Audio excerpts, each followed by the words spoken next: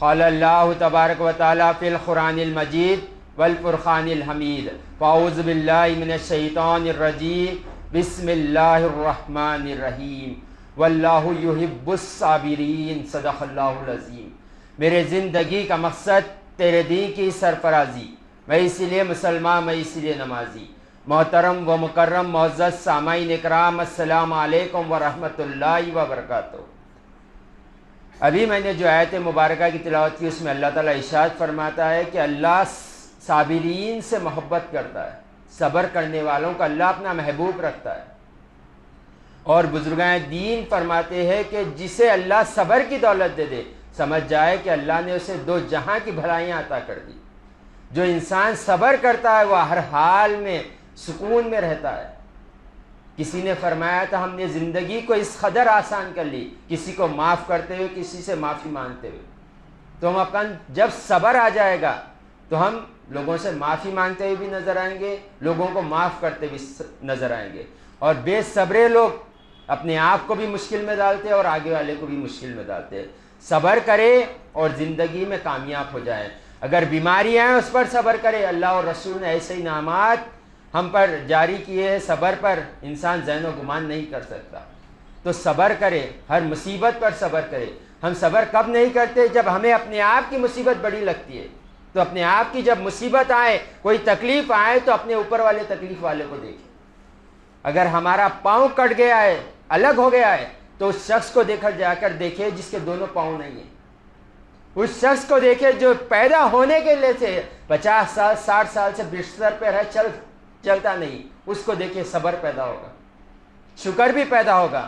اور ہمارے لیے صبر تو ہمارے لیے تکلیف یہ اللہ تعالیٰ کی طرف سے انعام ہے۔ حضور پاک صلی اللہ علیہ وآلہ وسلم نے ارشاد فرمایا اگر کوئی شخص رات بھر بستر پہ بیمار رہا اور صبر کیا اور اللہ کی رضا پہ راضی رہا تو اللہ تعالیٰ اس کے گناہوں کو ایسے مٹا دیتا ہے جیسے ابھی اس کے ماں نے اسے پیدا کیا ہے۔ خالی رات بھر اگر وہ بیمار رہا اور صبر کرا اور اللہ کے بارگاہ میں ناشکری کلمات نہ کہے تو اللہ تعالیٰ اس کے گناہوں کو ایسے مٹا دیتا ہے جیسے وہ ابھی اپنے ماں کے پیٹ سے پیدا ہوا ہے، بالکل گناہوں سے پاک و صاف۔ حتیٰ کہ حضور پاک صلی اللہ علیہ وسلم نے ارشاد فرمایا میرے امت کے اگر ایک شخص کو بھی کانٹا چھپ جاتا ہے تو اللہ اس پہ بھی اس کے گناہوں کو معاف فرما دیتا ہے۔ یہ کب ہوتا ہے؟ جب بندہ صبر کرتا ہے، ناشکریت کلمات کہتا ہے تو اللہ تعالیٰ کو اتنے سخت خلاف ہوتے ہیں ناشکری کلمات کہ اللہ تعالیٰ کو کئی تمہاری تمہاری ریاضتیں، عبادتیں، تمہاری محنتیں سب ضائع کر دیتا ہے اللہ تعالیٰ۔ ایک شکوے کا جملہ اللہ تعالیٰ کو اتنی تکلیف عطا کر۔ تو ہم شکر منائیں۔ جب کوئی بندہ بیمار ہو جاتا ہے تو اللہ تعالیٰ فرشتے کو بلاتا ہے میرے فرشتے تو ادھر آ، اور وہ جو میرا بندہ بیمار ہو گیا ہے اس کے پاس جا اور دیکھ وہ کیا کہہ رہا ہے، شکر منا رہا ہے یا ناشکری کر رہا ہے، اللہ کی حمد بیان کر رہا ہے یا اللہ کی بارگاہ میں ناشکری کلمات کہہ رہا ہے۔ تو فرشتہ آتا ہے تو جب دیکھتا ہے تو اس حال میں بھی صبر کرتا ہے، الحمدللہ کہتا ہے، تو فرشتہ اللہ کی بارگاہ میں واپس جاتا ہے۔ تو اللہ پوچھتا ہے فرشتے بتا میرے بندے کو تو نے کس حال میں پایا ہے، وہ شکر ادا کر رہا تھا یا ناشکری کر رہا؟ تو فرشتہ کہتا تھا اے مالک وہ اتنے بیمار ہونے کے بھی باوجود تیری حمد بیان کر رہا، تیرا شکر ادا کر رہا۔ تو اللہ تعالیٰ فرشتوں کو مخاطب ہو کر کہتا ہے اے فرشتے تو گواہ ہو جا، اگر میں اسی حال میں اس کو موت دے دیا تو میں اسے جنت میں داخل کر دوں گا، اگر میں اس کو صحت یاب کر دیا تو اس کے تمام گناہوں کو معاف فرما دوں گا۔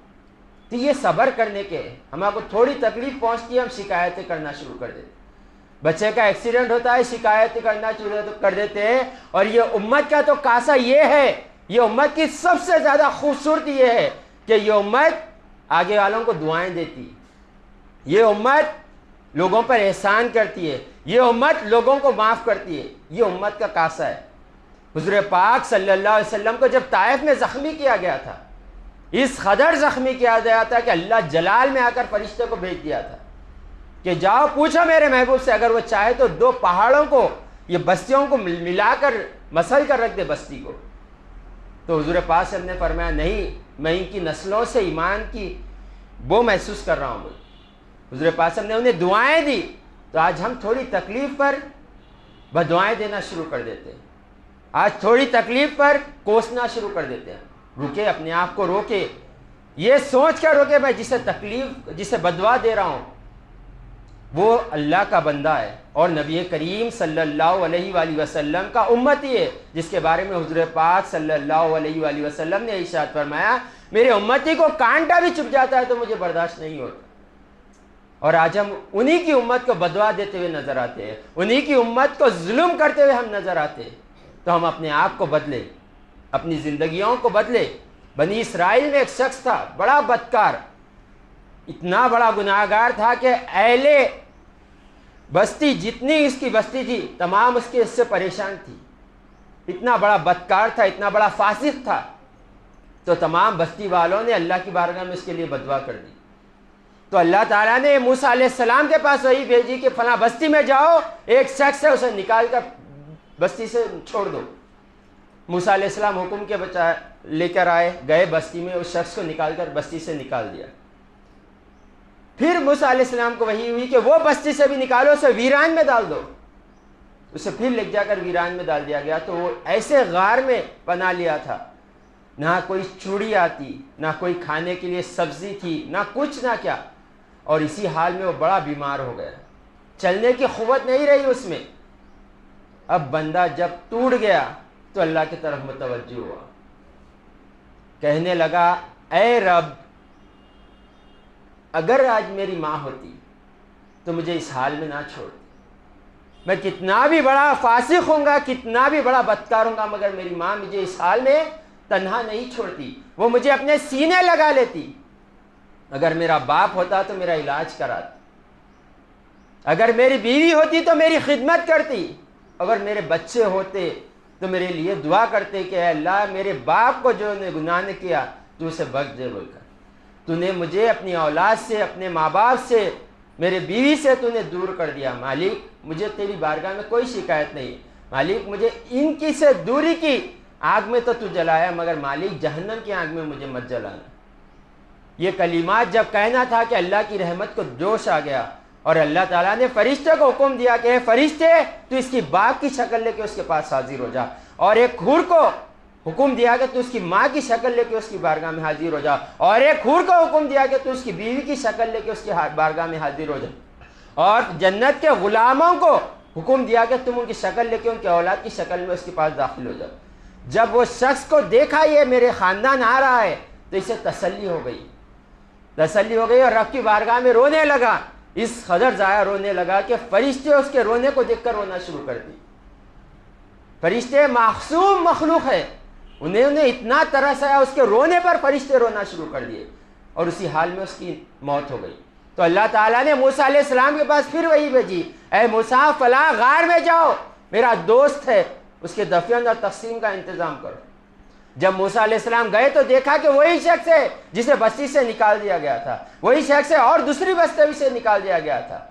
تو موسیٰ علیہ السلام اللہ کی بارگاہ میں التجا کرنے لگے، اے مالک یہ تو اتنا پریشان تھا، تو نے اس کو بستی سے نکالنے گیا، تیرا دوست کیسے ہو گیا؟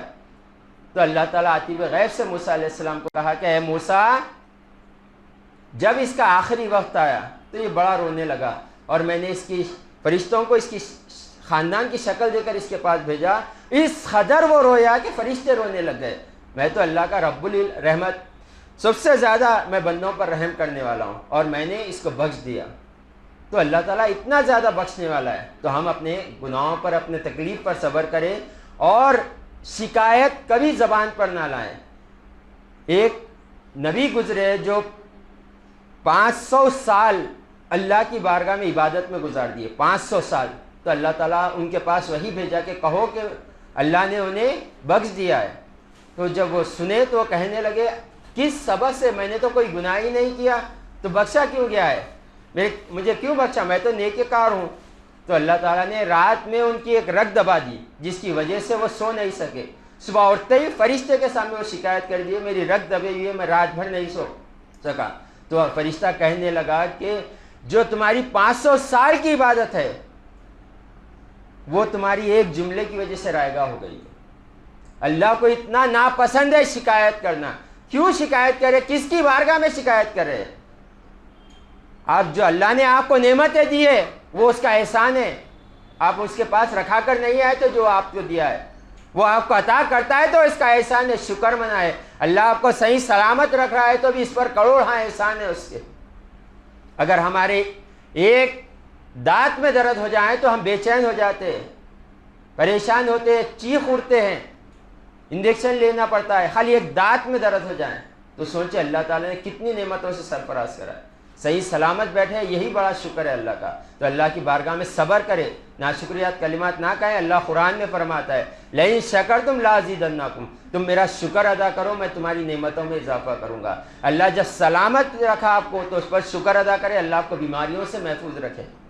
اللہ نے جتنی دولت دی ہے، چاہے 1000 دیا ہے، 2000، 2 لاکھ، 2 کروڑ، اس پر شکر منائے، اللہ تعالیٰ آپ کی دولت میں اضافہ کرے گا۔ جو چیز پر آپ شکر مناؤ گے وہ چیز میں آپ کو اضافہ ہوتے ہوئے نظر آئے گا۔ تو اپنے زندگیوں کو دیکھے، شکر منا رہے یا ناشکری کرے، صبر کر رہے یا بے صبری کرے، اپنے زندگیوں کو دیکھے اور اپنی آخرت کو دیکھتے ہوئے اپنی زندگی گزارے۔ وآخر دعوانا الحمدللہ رب العالمین۔